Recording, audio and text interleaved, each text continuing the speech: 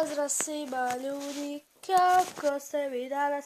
Ja ne znam gdje da stavim mobitel. Samo treba. Znači to mobitel ovako. Tako. Pozdrav svima ljudi. Ja sam Nikolina Paljuk. Danas radimo jedan challenge.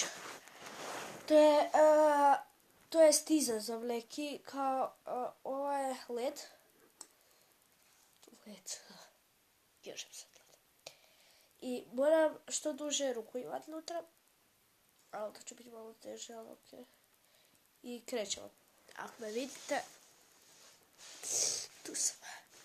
I krećemo. 3, 4, sad. Vidite, koliko mi je unutra. Ledilo. Mislim, ovo nemojte nikad raditi.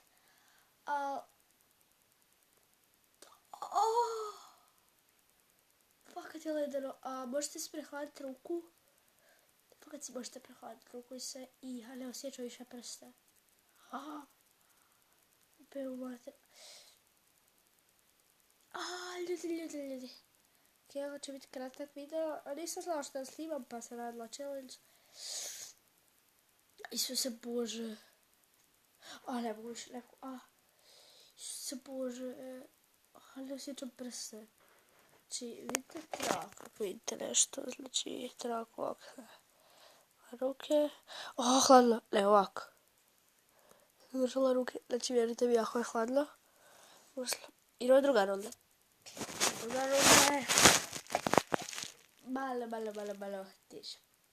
Trebamo uzeti led i čekat dok nam se rastopi. U ruci, ali malo je drugčije. Ljudi, fakat nemojte ovo nikad pokušavat raditi jer si možete fakat jako prihladiti ruku. Se neće utopiti. Jer mi je ruka hladila pa mi se neće utopiti. Se utopiti. Ne mogu. Ljudi, ovo je strašno. Boli ruka skroz se.